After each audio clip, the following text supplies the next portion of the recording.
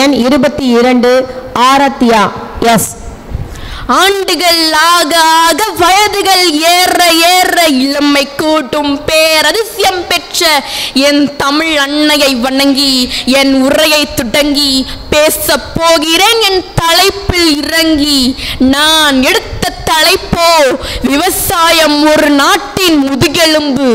விவசாயம் ஒரு நாட்டின் முதுகெலும்பு என்று சொல்வதற்கு காரணம் நாட்டின் பொருளாதார வளர்ச்சிக்கும் நாளுக்கு நாள் அதிகரித்து வரும் மக்கள் தொகைக்கு ஏற்ப விவசாயம் செய்து மனித இனத்தை வாழ வைப்பதினாலேயே விவசாயம் ஒரு நாட்டின் முதுகெலும்பு என்று சொன்னார் காந்தியடிகள்.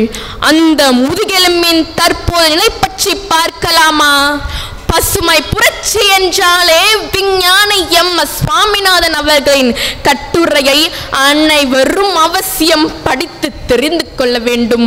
அவர் கூறியது, எங்கு விளைச்சல் அதிகமாக இருந்ததோ இனிமேல் அந்த பூமியில் விளைச்சலை எதிர்பார்க்க முடியாது.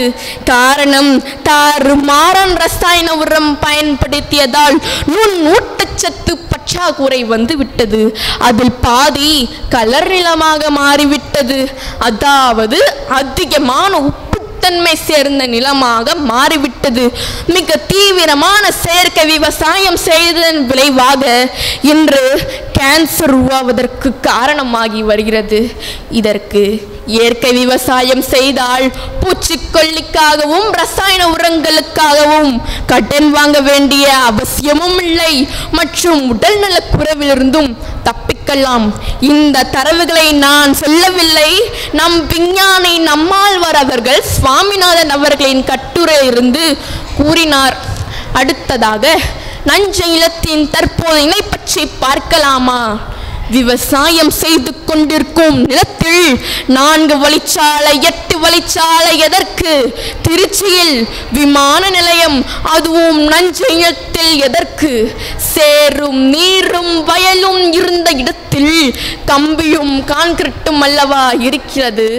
நாற்று வாசனை வந்த இடத்தில் தார் வாசனை. விஞ்ஞானத்தில் வளர்ச்சி, வசதிகள் வரும், வயிறு நிரம்புமா? தனியார் நிறுவனங்கள் படிப்படியாக வளர நாம் நம் நஞ்சையும் புஞ்சையும் படிப்படியாக இழந்து வருகிறோம். இது மட்டுமா? பூமியின் அடியில் இருக்கும் தண்ணீர் ஒவ்வொரு வருடமும் ஒரு அடி கீழே போய்கொண்டு இருக்கிறது. இந்த நிலையில் மீத்தேன் திட்டம் வேறு. இத்திட்டத்தை விவசாயிகள் போராட்டம் செய்து நிறுத்தி வைத்துள்ளார்கள். அரசாங்கம் செயல்படுத்தினால் குடிப்பதற்கே தண்ணீர் இல்லாமல் போகும். சோழ மன்னர்கள் கட்டிய ஆறுகளையும் பக்கத்தில் இருக்கும் நிலங்களையும் தண்ணீராக மாற்ற போகிறார்கள். நம் அரசாங்கத்திற்கு இதை பற்றி எதுவும் தெரியாதா? விவசாயிகளுக்கு தண்ணீர் அவசியம் என்பதும் தெரியாதா?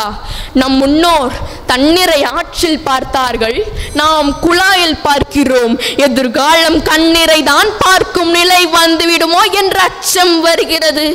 இறுதியாக விவசாயிகளுக்கும் வர்த்தகர்களுக்கும் இடையே நல்லுறவு மேம்பட வேண்டும். விவசாயிகள் உற்பத்தி செய்யும் பொருட்களுக்கு விலை நிர்ணயம் செய்யும் உரிமை அவர்களுக்கே கிடைக்க வேண்டும்.